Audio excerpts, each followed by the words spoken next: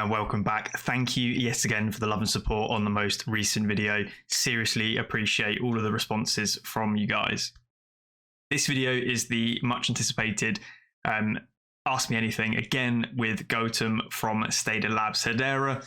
Obviously, we're going to be talking about the V2 launch, but also including everything that's happened from the initial launch of V1 right the way through to today, and then what's going to be happening in the future with the V2 launch and what we're expecting, or what them themselves are expecting to happen as the days roll out.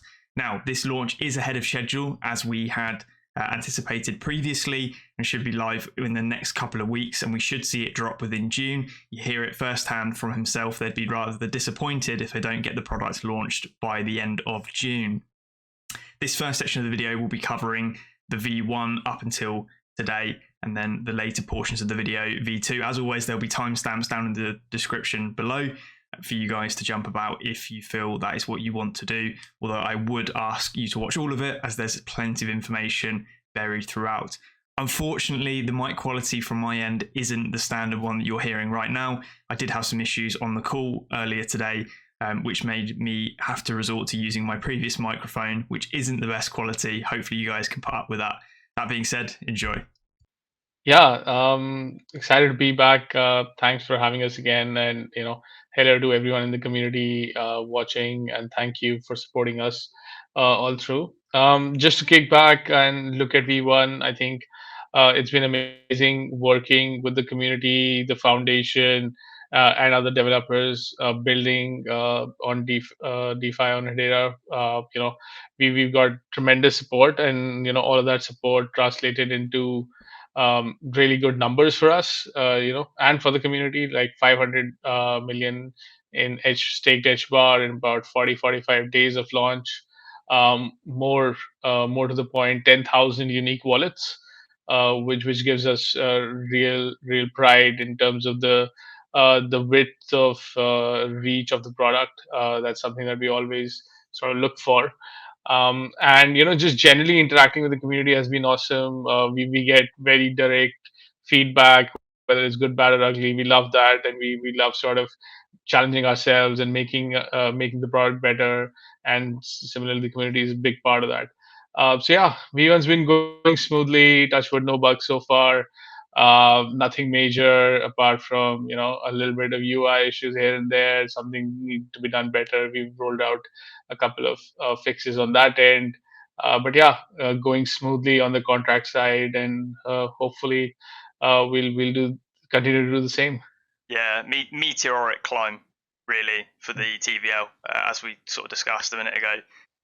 Really impressive turnout, I think, for the majority of the community. Safe product that people can kind of get behind, and putting out these kind of videos and talking with you guys and sort of Twitter posts as well really helps put the community at ease, I think, for their understanding. I mean, sort of talking about that putting people's minds at ease. I said to you a minute ago, didn't I, off this recording? Lots of comments that I've been trying to answer about Terra Luna, and obviously you guys are building a product on top of Terra Luna, but obviously the ecosystems are completely separate and your dev teams are separate. You're almost a different business, aren't you? Yeah, absolutely. Look, so I think just taking a step back, right? So when we started Stader, the vision was always going to be multi-chain, multi-product, right? And that's what we've articulated. That's what our core sort of technology stack, the modular technology stack that we have, is kind of built for, right? So we did have to start somewhere, and that PMF was TERRA, right? TERRA 1.0, I should say. So we did that, we built that, then we expanded, of course, to Hedera, then further on to Phantom and Polygon as well. But the way the company is structured is that pretty much everybody except, say, the P&L owners and the leadership are dedicated to a particular network. And that's because you need to be completely into the technology, you need to be completely into the ecosystem to really put out a great product and to communicate and engage the community well. And I think you guys would have probably realized that with our Twitter posts and our sort of engagement with everyone. There's a lot that goes on behind the scenes, and it really cannot be done without a dedicated team. So just to kind of answer your question in terms of impact, the TERRA collapse. Nothing on the team. The team is completely ring fenced. Like the people who do the real work, people like me who talk sometimes dabble in multiple chains, but that's about it. In terms of the money, it's all ring fenced. Of course, your HBAR, etc., is all on the Hedera network. Nothing goes out of that. All of our technology stack, our contracts are native to Hedera. HBARX is an STS token, so nothing to do with that, right? Even as a company, we have financial sort of ring fences around each of our business lines, including Hedera, including Polygon, including Phantom, including TERRA, right? So of course there's some money that goes back to the treasury, but largely it's kind of ring fenced in its own way to make it sustainable. Yeah, Thirdly, I think people could have issues on like solvency, etc., but that's not really an issue for us. Again, we raised a big round in January. At our heart, we realized that we are builders and not investors, and our liability was in to our employees really in US dollars, right? So we've kept most of our treasury in US dollars, and that's just us being conservative and being a bit boring. But that's kind of where we are. But in the end, it's turned out to be a little bit of a blessing in disguise. Um, so yeah, we have about 8 to 10 years of runway. Even if we don't earn any revenue, of course we do earn revenue, so that can be stretched a little bit more. So there's nothing that people need to really worry about. yeah, 100%. Can't stress it enough. Obviously, you guys have been in the DeFi game now for a while and sort of Yep. being chain agnostic as well. Very good reputation across all the chains, which is of course very important. And as well, on top of that, as we've mentioned many times before, all of the HBAR at the moment that's being accumulated in these pools or allocated via the epochs is obviously from the HBAR Foundation. So obviously it's being supported by that as well. So it's not as if the rewards are going to run out anytime soon. So, I mean, talking about Yep. rewards, how much is left of that initial 50 million? Yeah, no. So the 50 million that's left, it was all obviously earmarked till June 30th, and we put out the blog post sort of saying how that will be distributed. So that distribution is ongoing and will be completed on June 30th. We've almost kind of decided for the next run. Conceptually, there's broad alignment that the way to go about this is to keep the engaged emission rate flat or slightly increase it, but the TVL should increase at a higher pace, sort of bringing the APY down to more reasonable levels. But that's how just the market will sort of evolve, right? In terms of hard numbers, hopefully we should be able to announce something in the next 7 to 10 days. I think one of the moving parts, of course, is when protocol staking goes live, because ultimately, we will integrate our HBARX reward section with protocol staking, so that the whole loop becomes sustainable. So you might see a couple of these announcements month on month in terms of what happens for the next month. But yeah, that's the plan to sort of make sure that uh, the core infrastructure that we built for staking, which is on the demand side, stays there and gets seamlessly integrated into the supply side infrastructure, which HIP 406 is building, and we can have the full loop, and we can build on top of that more and more. Yeah, so are you guys in direct communication then with the HBAR Foundation in terms of that tie-up effectively between? The Yeah, the foundation, yes, but HIP 406 is being done by I think Hedera, the network folks Oh, gotcha. themselves. Yeah, of Right. course. Yeah. Yeah. So we do talk to them through the foundation, but there are many other things in that HIP that they need to figure out. And frankly, it's better minds than ours, right? So changes to the consensus mechanism, etc. Not really our cup of tea. So we're just we are interested parties, of course. We check in time to time, but what the stuff that they're doing is way out of our league. So we kind of just stay away and observe. Amazing. No, good to hear. Really good to hear. So yeah, I mean that brings us up to today, I guess, in terms of where we are. Obviously, fantastic couple of months now. Our time has flown by, but yeah, fantastic couple of months, obviously, for Stader and the platform, and the HBARX token gained so much traction, and obviously we expect that to continue to increase when staking or the V2 product launches, as it'll probably help put people's minds at ease. You mentioned a hockey stick effect a minute ago to me. Do you want to try and explain that again? Because it's quite a good analogy. Yeah, absolutely right. So we were looking at the TVL graph the other day in one of our review calls with the foundation, and the question was, how do you expect the TVL to go after V2? And we said that probably folks will first undelegate, right, and then sort of after the unbonding time withdraw, just to kind of feel the HBAR coming back into their wallets, and just to reassure themselves that this is real. And so I fully expect the TVL to drop a little bit, or at least to kind of flatten out. And then once they have that sort of a comfort that this is real, I can do this once or twice and still get my money back, and everything seems to be working perfectly, touch wood, hopefully that is the case, then I think the confidence in the product will grow even more, right? And then people will be willing to allocate more and more of their capital to the platform, because largely there isn't any, apart from security, there isn't any real reason why folks who believe in HBAR long term shouldn't stake, right? So that's the idea, to get everybody onto this platform and sort of contribute to DeFi as well. Speaking of that, hopefully by that time, once people sort of touch and feel the V2 version and play with it a little bit, we'll have some of our friends on the DEX side also live. And once they come live, then the shackles will be off, and people can bring on board their trading strategies, and you can see crazy yields, and very, very creative strategies as well. So yeah, hopefully all of that will come together towards the end of June, and we will see a little bit of a dip, and then hopefully an exponential rise, making that hockey stick that we were talking about. Yeah, I 100% agree with that. I think that's absolutely spot on. You're right. People will unstake, and then they'll see the HBAR come back into their wallet and go, "Huh, it does work." and then I think we'll see what will happen. Is, you're right. Within a day or so, or even minutes of them unstaking, they may end up restaking straight away to pick up those HBARX tokens again. And the second point you make about DEXs as well is really important. I mentioned to you again a minute ago before we started the recording, there aren't many ecosystems that have a liquid staking token at all, let alone natively. And the power of that is really going to come through once those DEXs go live. And we may actually even see the majority of the DEXs just operate with HBARX, because there's no reason to use the native HBAR token instead of HBARX, right? Because HBARX is going to be continually accumulating.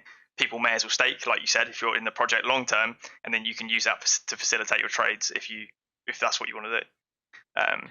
So we should see that just continue to rise, which is absolutely amazing. So talking about the V2 product, obviously you guys recently just ran a beta trial, didn't you? As I said, I was watching some of the sort of feedback come through on some of the Discord channels, and from what I've seen, very positive. I had DMs as well over on Twitter, people saying it was really smooth and seamless. What have you guys been testing, and how's that been going, and what was the feedback that you received? Any bugs or kinks you're sort of working out? Yeah, no. So good. Actually, it's a very good question, because let me kind of try and sort of remove the hood a little bit, and just sort of take our listeners through the journey of the product as well, right? So once the development is kind of complete, then there are a few phases of testing, right? So one is typically your unit tests, right, where we would kind of test programmatically every little functionality theoretically that can happen with the contract, right? And then we would do a full, simulation test on the math, where we would sort of punch in random numbers and make sure all the math is working correctly, and all the signs and percentages and everything is sort of working smoothly. It's being displayed smoothly, and it's being calculated smoothly on the contract side, right? And while we're speaking and sort of doing this, what's happening at the other end is that one of the auditors is looking at the code and also sort of giving in their comments, and the foundation is also looking at the code and giving in their comments, right? So once we have relative amount of confidence that everything's gone smoothly on the unit testing side and also on the simulation side, then we kind of open it up to beta, right? So it's for users to kind of play with the product and see if we as people who are closer to the product might have missed some things in just the user flow, or in terms of in the real world on some browser or on some application or some version of some machine, the code fails, right? So that's why we open it up to beta, and in beta, I'm happy to report there was nothing major that was found wanting. Again, I think people are more comfortable with the UI, the calculations now. So in V1 we had a lot of questions there, which weren't there now. There again, of course, there are a few little bugs here and there on the max button, the calculation, a little bit of front end stuff, but that was very minor, and that got resolved within beta, right? So even when we do beta, it's not just one version. So we would probably launch one version, give people 3-4 days to test it, and then come back and launch another version, and then give people 3-4 days again to kind of test that and go through, right? So all of that has gone well. Frankly, V2 is ready for launch now, apart from just waiting on the final word from the auditors, just to make sure that everything is buttoned up. We've heard no issues so far, so touch wood, I'm hopeful that that will go through. Um, However, there is one more step we need to do very specifically, and that's migration. So right now, internally, just to give you guys a sneak peek, right, that's what we're testing, right? Because we need to ensure that the transition from V1 to V2 is also very, very smooth, not just that V1 works itself and V2 works in itself, right? So that's something that we'll be testing internally, and it's a back-end process, so won't be any need for beta, but that's what we're just making sure that that goes through smoothly, and things should come together in a couple of weeks time. Yeah, amazing. I've just actually got a question that sprung to mind. Casting our minds back to V1, do you remember when the initial stake pool went live and it was limited? Yeah. Was it 100 HBAR or 1000 HBAR at the time? 1000 HBAR. Yeah, it was 1000 HBAR at the beginning. Do you reckon there'll be something similar for unstaking to begin with? No, no. Okay. The 1000 HBAR limit was very specifically because we didn't know in a production environment how the contract would react with the mainnet in terms of calculations and all of that under load. Right, Yeah. we've obviously done the testing in beta and all, right? So the risk there was that some calculation somewhere or something might go awry, and we might have to sort of roll back some transactions, and we didn't want every transaction to have such a huge impact. So that's why we limited it, and I think within 2 or 3 days, thanks to the community, we had so many data points in terms of transactions that we were very comfortable saying, yeah, this nothing's going wrong. Yeah. So let's open it up to the folks, right? Yeah. So starting off, one thing that will be uh, sort of little transient will be the unbonding time. So just to kind of take a step back, so the concept is that you can stake and unstake anytime you want, but between unstaking and withdrawing your HBAR, there's an unbonding time of 7 days. Now that time is there because we want to discourage people from coming in and out of the pool around the epoch end, and the rewards sort of being given. Just taking a step back again, like, look, ultimately every staking solution is built for long-term holders, right? So we want to discourage sort of short-term trading, and really give the rewards to people who want to hold things long-term, but still provide some of the liquidity.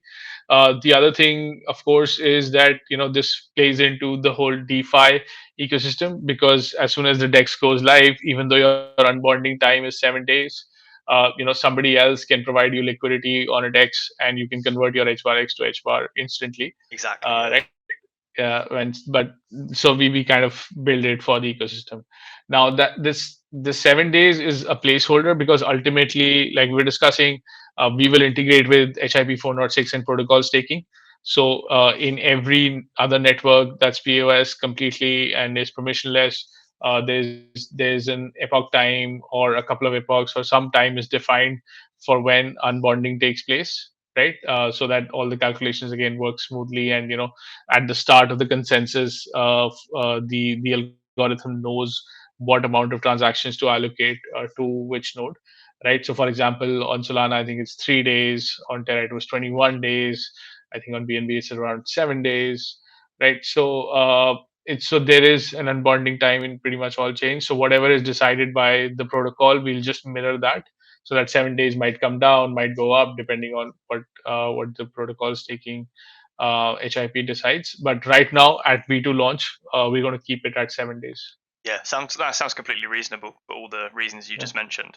I guess a question that may come up is, will there be any fees for unstaking or a penalty if you bond and then unbond within 7 days? No, nothing like that. So essentially, there's no fees. There's nothing for staking, unstaking, or anything. The only fees we do charge is when the rewards get come through, right? So we charge a percentage of that, and that'll remain that as it is. No, if you will go to a DEX and get instant liquidity between your HBARX and HBAR, of course that will be a fee that will be charged by the DEX, but nothing that Stader will charge. Yeah, no, good, amazing. Yeah, I'm just trying to cast my mind back to how PancakeSwap, which was a long time ago, operated. I could have sworn there was a small fee in there somewhere at one point if you tried to unbond within a couple of days or something happened. I can't remember, but I might be getting that wrong. No, amazing. Okay, awesome. So, I mean, yeah, we've already been going for sort of 20 minutes, so loads of information there from V1 right the way through to V2 and what we're going to be expecting. I guess have you got a hard pinned rollout date for July? For V2? Yes. It should be sometime in June. We're ahead of schedule. So you are still ahead of schedule. Amazing. Yeah. So we we should be mid June.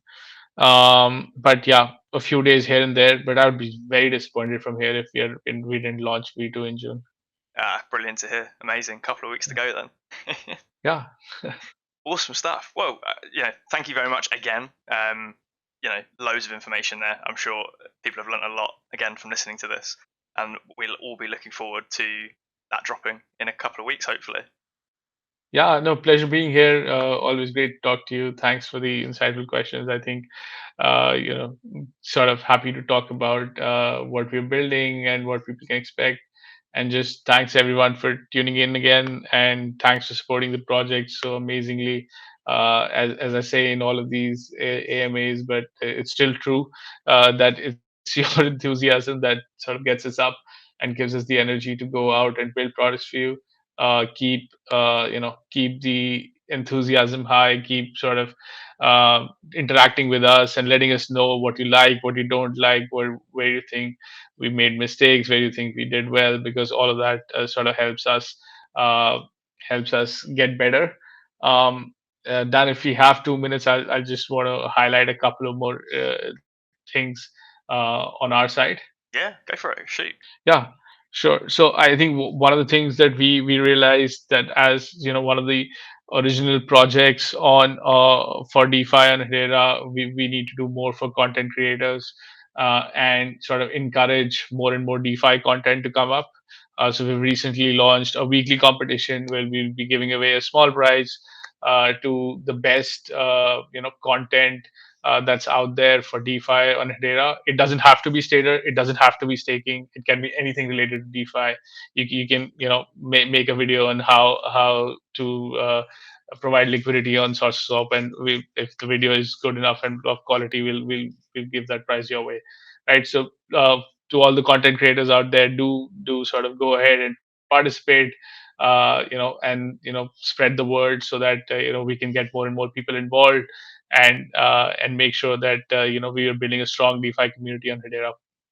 100%. Yeah, I did actually retweet some of those that you guys put out. Yeah. Obviously, really important stuff, and Hedera itself has a really powerful community. So as long as everyone bands together and does that, and they might get a small amount of HBAR as a reward, I think it's really cool. It's good to see that you guys are advocating that. Yeah, no, that's what I had to say. Thanks for giving me the Amazing. opportunity. Yeah. Absolutely amazing. Thank you very much, Gautam, for coming back. And hopefully we'll be do another one of these Ask Me Anythings sometime in the future.